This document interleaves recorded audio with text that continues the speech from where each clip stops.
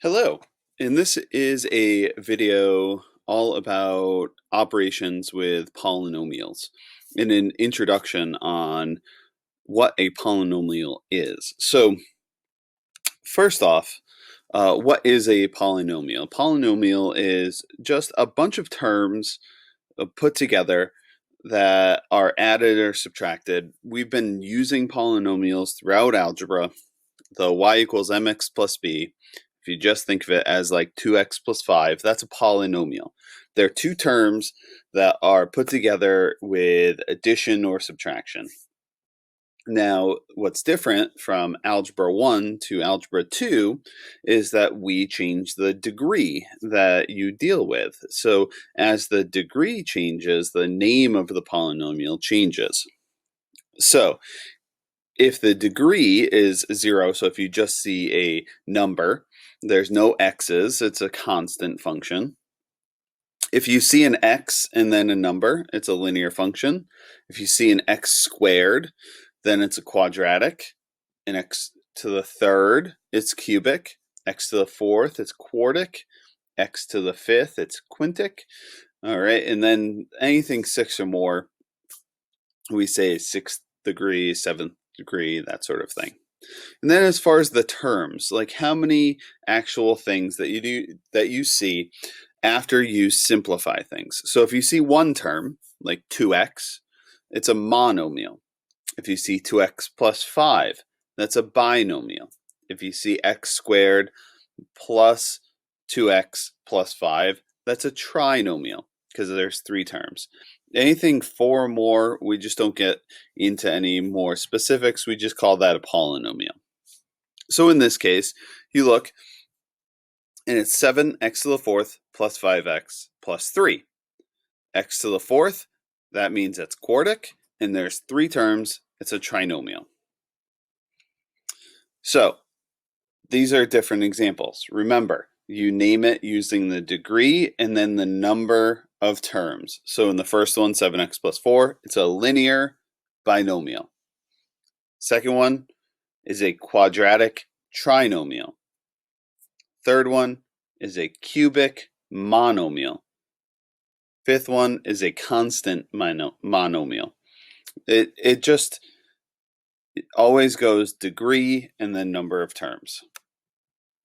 So in this case, these are a little bit out of order. Well, you'll notice as 5 minus 2x, the x is actually at the end. So this is a linear, because you just see x with just the exponent of 1, binomial, because you see 2 terms. Number 2, you look for the highest degree, which is 4, and there's 3 terms, quartic trinomial. The third one, you look for the highest degree, which is that x to the third, and you count up the terms, which is 4, so it's a cubic polynomial. And the fourth example is what we're going to be studying for the rest of this unit in specifics. This is a quadratic trinomial. These are other examples that you can try, submit answers to, and see if you have any questions. Now, let's get into specifics, just looking at where the degrees are, just so you know you're always looking for the highest degree on the x or the variable. It's not which one comes first, okay? Now, how do you add or subtract polynomials? Just like we have been doing since we have been in Algebra 1. We combine like terms. So by combining like terms, you're looking for the terms that have the same power.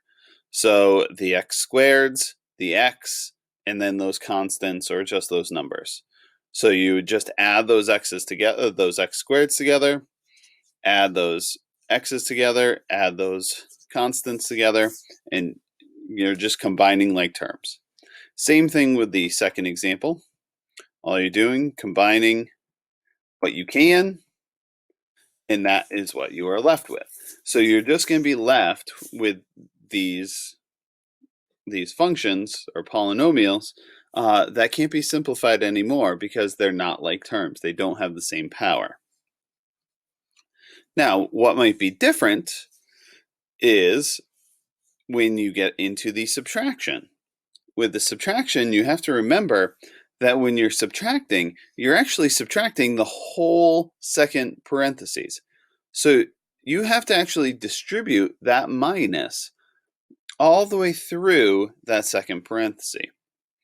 So you create like a new equation, and you'll notice that all the signs for that second parenthesis or that second polynomial, all they do is they swap.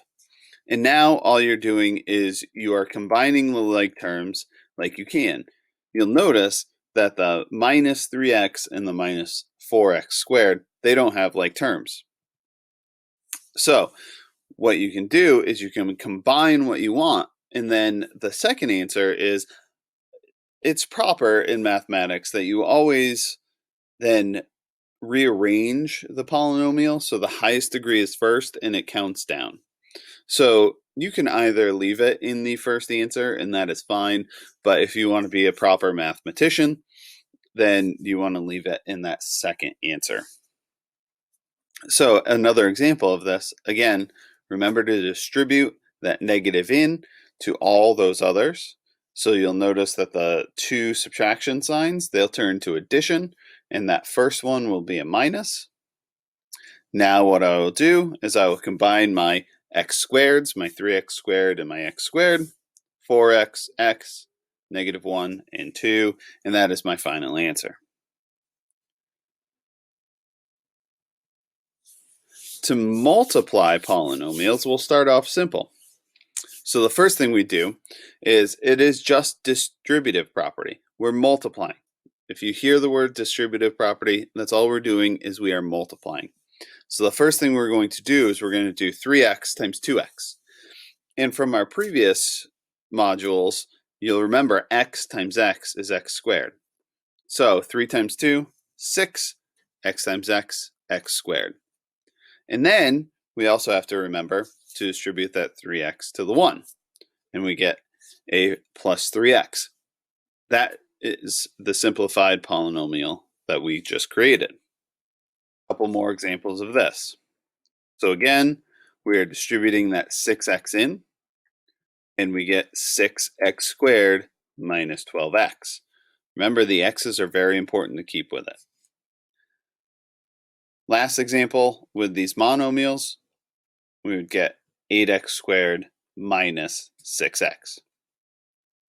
Now, what happens if we have what we call multiplying two binomials? Okay, so that 2x plus 1 and the x minus 5.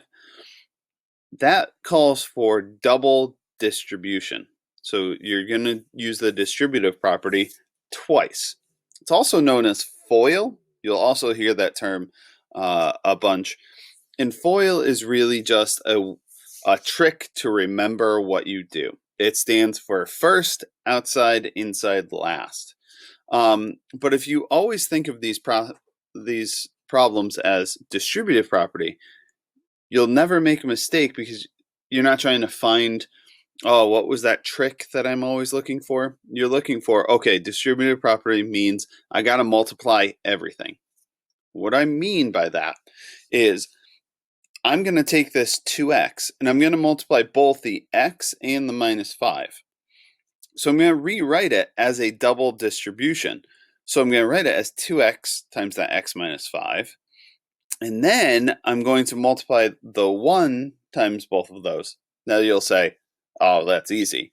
But I'm going to explicitly write it out as that plus 1 times the x minus 5. You'll notice that the x minus 5 appears twice, or double. That's why I call it double distribution. Now I distribute both the 2x into the first parenthesis and the 1 into the second one. I combine my middle terms there, and I'm left with my answer of 2x squared minus 9x minus 5. Some people love this method, and it is a quicker way of doing things. But some people need a little bit more organization on how to do it. And that's where some people like what is called the box method. It keeps things a little bit more organized, and it just helps students get a little bit more of a visual of what this multiplication is actually doing. So, first off, you draw a box. And in that box, you split it as a 2 by 2 because we have 2 terms and 2 terms. Okay? Now, the next step is we write the 2x plus 1 on the top and the x minus 5 on the sides. Now, it is key that you keep the minus 5 with it. Okay? Now, you do 2x times x, so you multiply the top row, and you get 2x squared. X times 1 is x, and then you drop down to the bottom. 2x times negative 5 is negative 10x. 1 times negative 5 is negative 5. Now, you have that same combining of like terms.